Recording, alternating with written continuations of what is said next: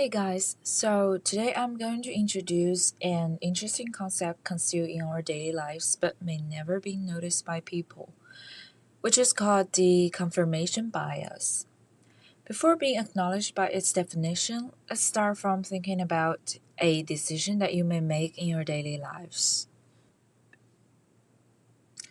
Let's assume that you are in a relationship. Your boyfriend or girlfriend doesn't contact you as frequent as before. You feel worried and think about why that happened. Then you figure out an answer that you are likely to believe. For example, he or she doesn't like me that much anymore. So, what is the next steps you may do?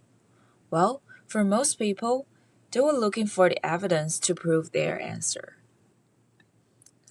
To do that, you may observe at his or her behavior very carefully, and you can find every single detail and then transform it as the evidence to support your answer.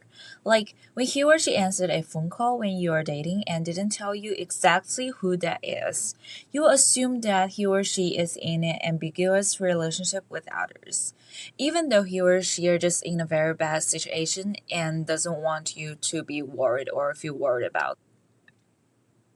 See, that's a very typical example for confirmation bias, and everyone may encounter that or the similar version in their lives.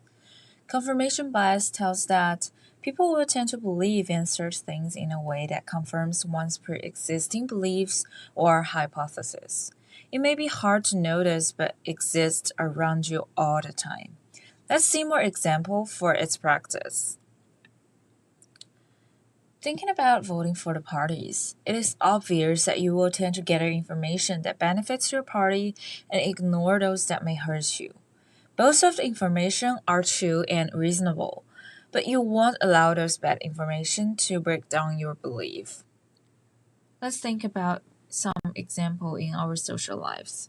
When hiring the people, the interviewer may tend to ask positive questions or those benefits the applicants if they like him or her. Otherwise, their question will be kind of tricky. Stereotype is also a very great example. You can see the polarization of the stereotype ideas through the time. However, confirmation bias can be good in some way. For example, as a doctor, when your patient is suffering from a cancer and feels disappear for his or her future, what are you going to do to persuade him or her and bring back the hope? Try to tell the patient that you'll be alright soon, right?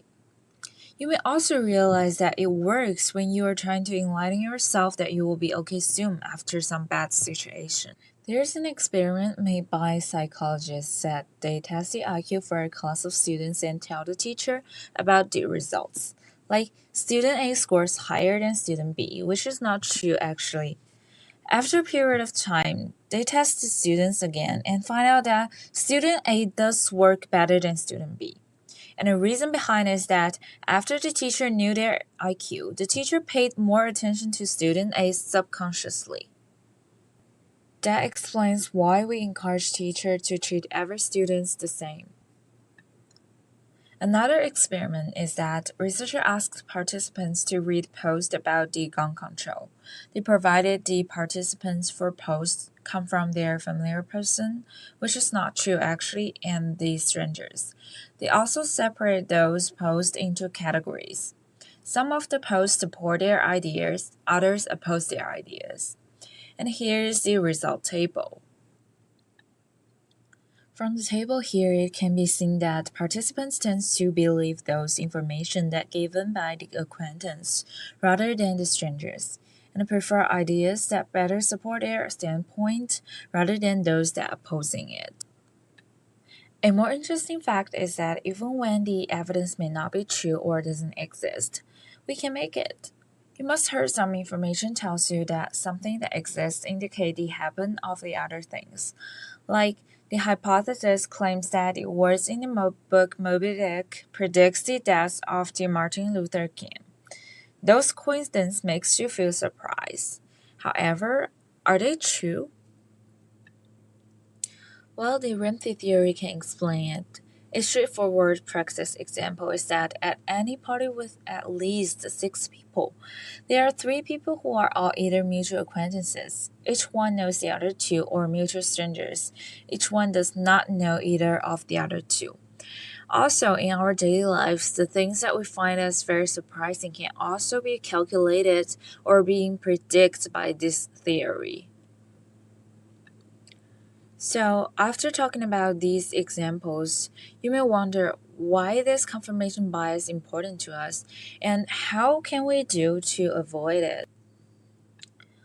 Well, knowing confirmation bias can make you think more to avoid some unnecessary mistake because it may lead people to hold strongly to false beliefs or to give more weight to information that supports their beliefs than is warranted by the evidence. Nobody wants to lose their best love or the very important thing due to their stubborn idea on a false thing, right? Even though we cannot eliminate the confirmation bias, knowing about what is it and how it works in our lives can somehow make you be aware about what you are doing and decrease the hurt or mistake you make in some degree, which will not be very huge but still can encourage people to think more logically. The ways to avoid that are simple. Ask yourself questions when you try to make decisions. If you believe that something must be right, try to give it an opportunity to be wrong and figure out how to prove it. You may find something that you may never think about through that and which will be really interesting to you. If you cannot make it yourself, you can also ask others to challenge your idea, which will help you a lot in your future study. Okay, here's the whole story about the confirmation bias. Hope you guys can learn at least somehow through it and hope this might be helpful for you to figure out something that you don't know how to explain before and make your path more clear in the future. Thank you.